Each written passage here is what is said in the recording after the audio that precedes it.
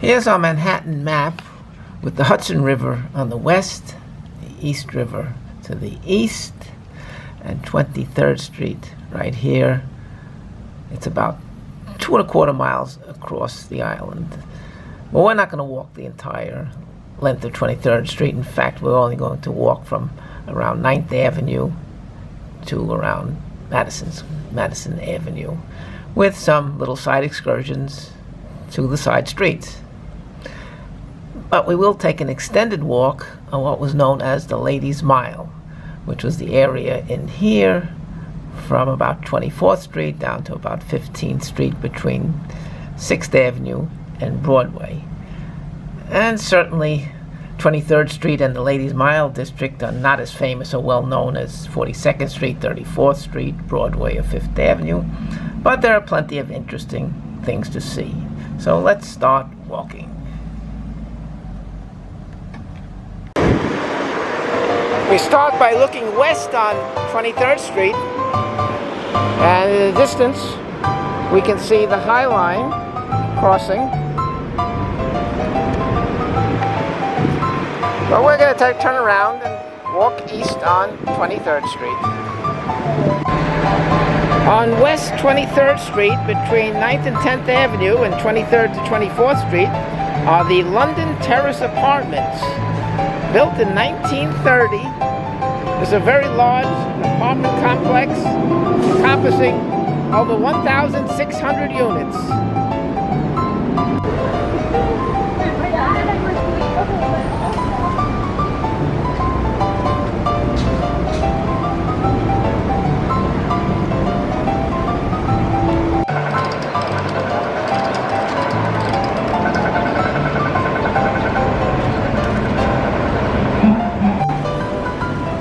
Across from London Terrace, on the south side of 23rd Street, is a row of Anglo-Italianate brownstones from the 1860s.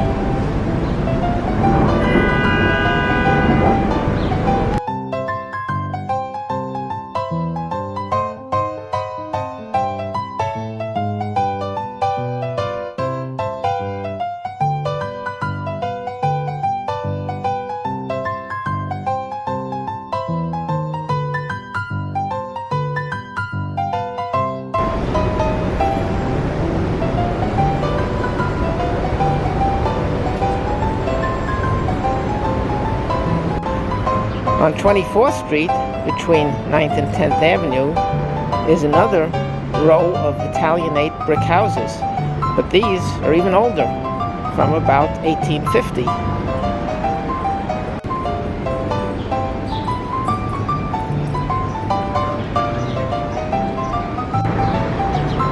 And here next to the row houses is an earlier house in the Federal style.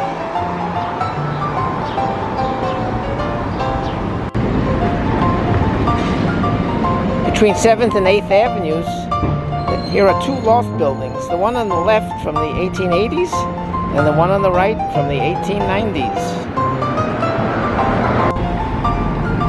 Well, here's the famous Chelsea Hotel on 23rd Street between 7th and 8th Avenues. Built in 1885, it was one of the city's first cooperative apartment houses. And it did not become a hotel until 1905. There's a long list of writers who have stayed in this hotel or lived here at one time, including Thomas Wolfe, Dylan Thomas, Brendan Behan, Mark Twain, O. Henry, Tennessee Williams, and Arthur Miller. And you have guests such as Sarah Bernhardt, John Sloan, Jackson Pollock, Edgar Lee Masters, and many people from the entertainment world.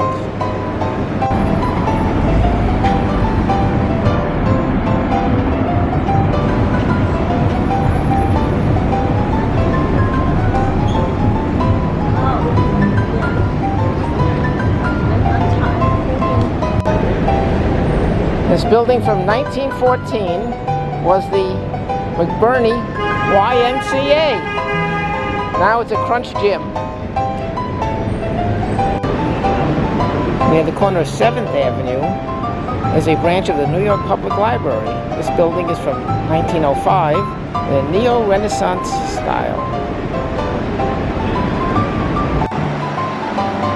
At 61 West 23rd Street, we see another fine example of cast iron architecture. This building from 1886.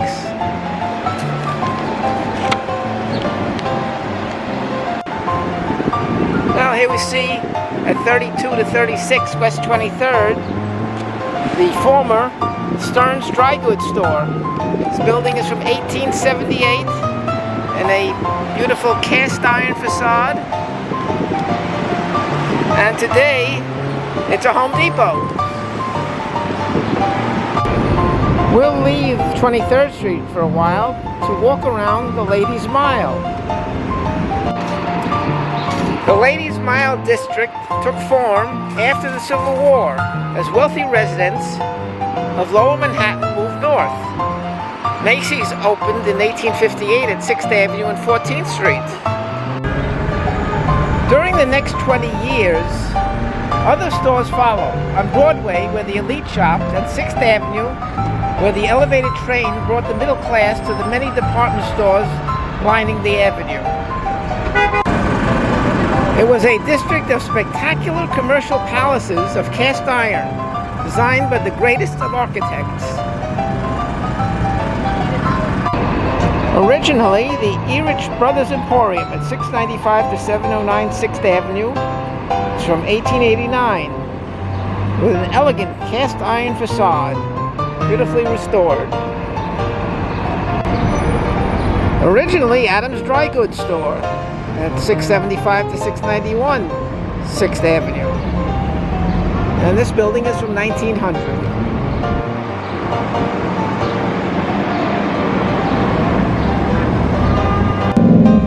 Well, here at 655 to 671 6th Avenue, we find the U. O'Neill Dry Goods Store from 1875.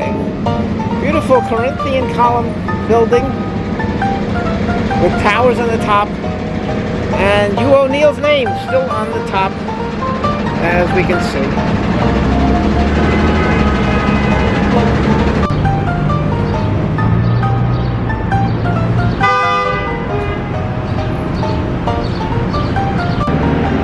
Just off 21st Street is the third cemetery of the Spanish-Portuguese synagogue, Shahirat Israel.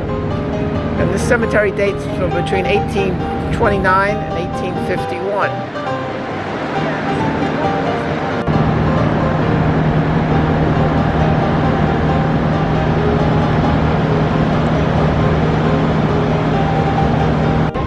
Amazingly, the first two cemeteries are still in existence.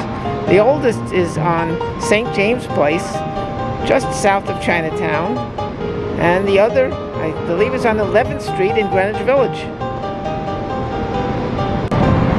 Well, here we see on the corner of 20th Street and 6th Avenue, the Church of the Holy Communion. It's an Episcopal church dating from about 1850.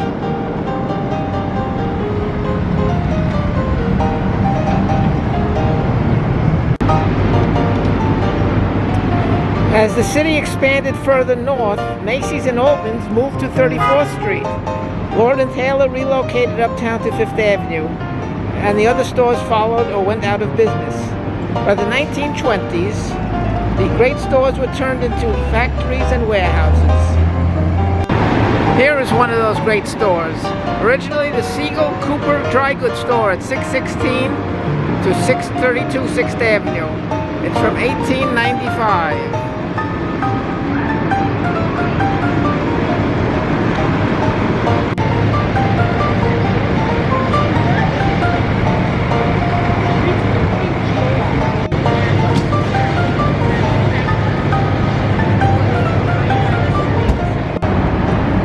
Well, the store didn't last very long, as by the time of America's entry into the First World War, the building was converted into a military hospital. Well, here we see the Simpson, Crawford & Simpson Dry Goods Store at 641 6th Avenue. And this building is from about 1900, and it's 7 stories of limestone.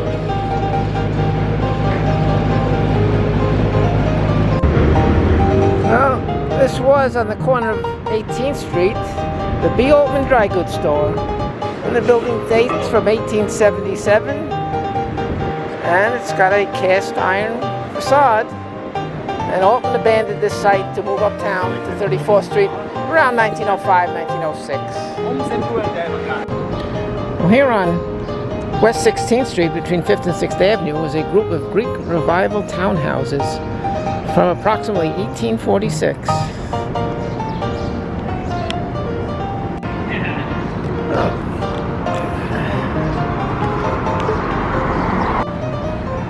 This one here at number 17 is where Margaret Sanger maintained her birth control clinical research bureau from 1930 to 1973.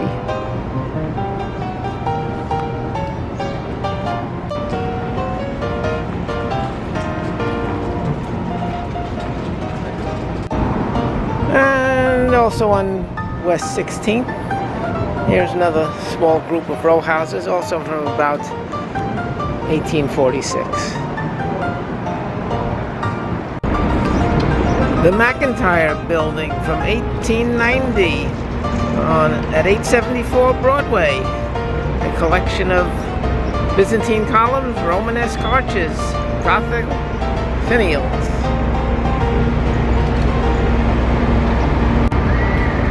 Oh, this is originally the W&J Sloan store at 884 Broadway, 19th Street. It's from 1881. And it's ornate brick and terracotta. And now it's ABC carpet.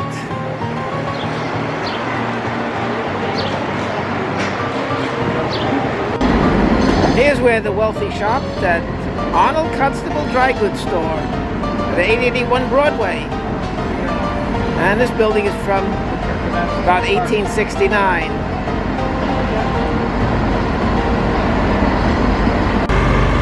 Well, originally the Gorham Silver Manufacturing Company building is now Cooperative Apartments.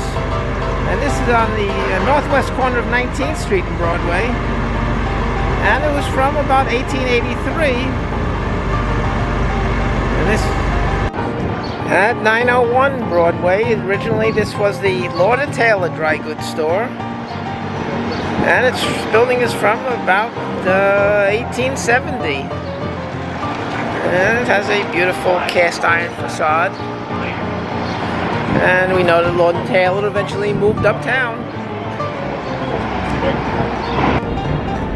The Golet Building at 900 Broadway, 20th Street, from 1887, a product of Stanford, White and McKim architects.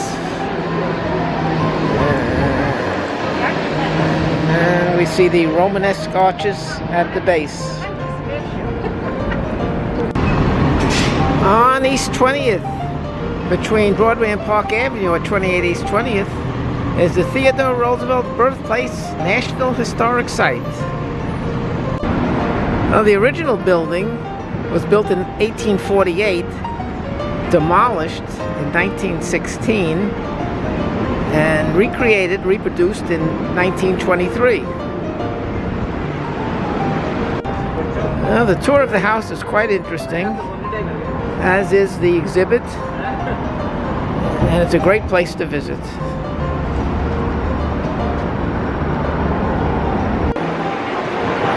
In this building at 14 West 23rd Street, in 1862, the novelist Edith Wharton was born in a 3-story brownstone.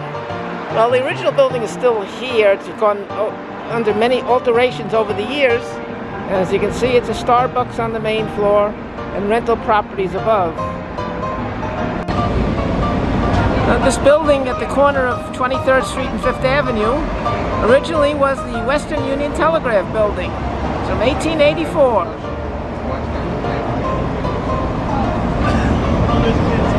We're on the south side of 23rd Street, and here's where Broadway and 5th Avenue cross. You can see Broadway to the left, 5th Avenue on the right, and there's the Empire State Building looming over us.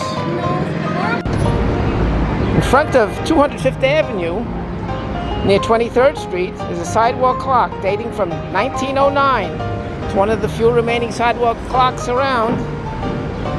Tiffany restored it about 10 years ago.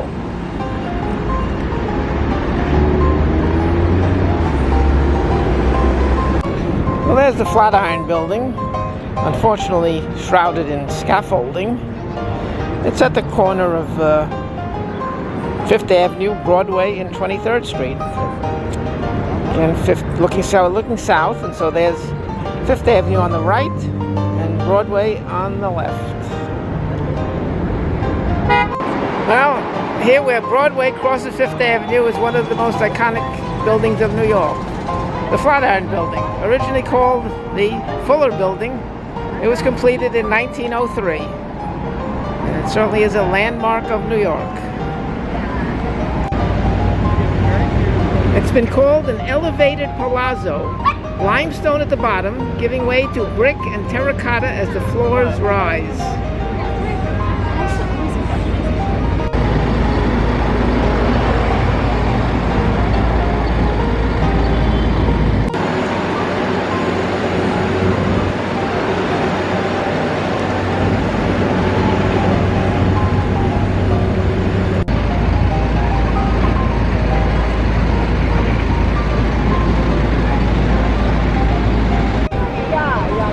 Well, here we are at Madison Square Park, which is between Madison Avenue and 5th Avenue, between 23rd and 26th Street.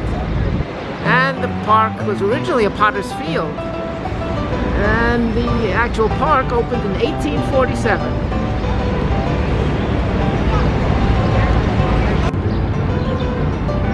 The park is about 6 acres in size.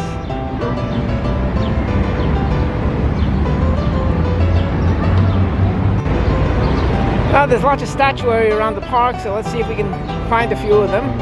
Here's a statue of William Seward, Governor, Senator, and Secretary of State.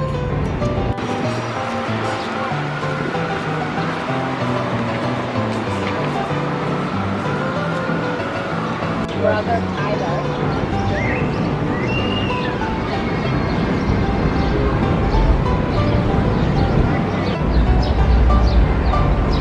Statue of David Farragut, Civil War naval hero.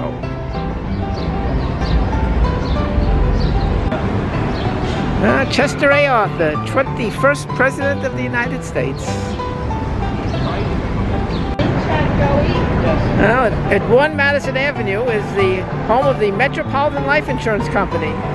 There we see the main building from 1893 with the tower above it from 1909, and the North Building next to it from 1932.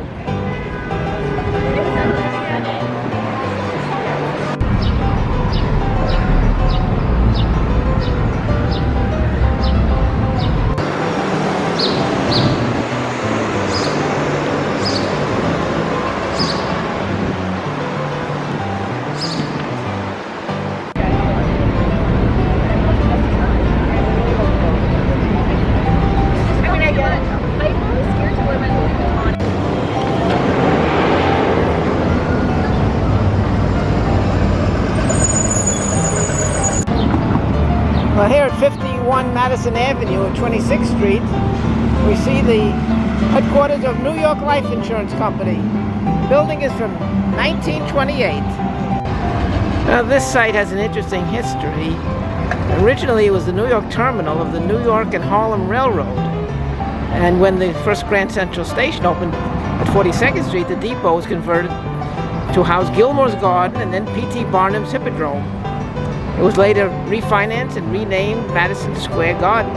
Stanford White then designed a lavish replacement, complete with a tower copied from the Girardella in Seville, which opened in 1892. White was shot on its roof garden in 1906 by Harry Thor, whose wife, the actress Evelyn Nesbit, the girl in the red velvet swing, had reputedly been White's mistress before her marriage.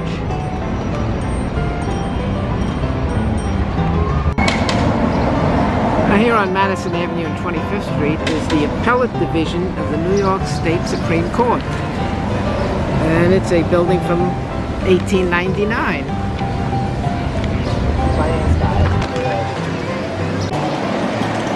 This small marble palace is the reincarnation of an 18th century English country house, Corinthian columned and elaborately crowned with sculpture.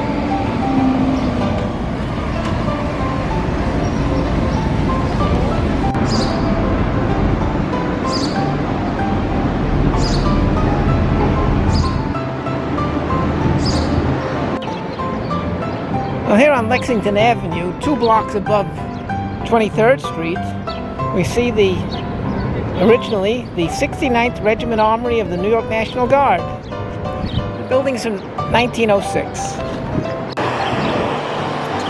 Oh, what makes this armory unique is that this was the armory of the Armory Show of 1913, which introduced Cubist painting to America. Works by Picasso, Cézanne, Braque, Gauguin, Van Gogh, Matisse, and Duchamp were all here. It was quite a show.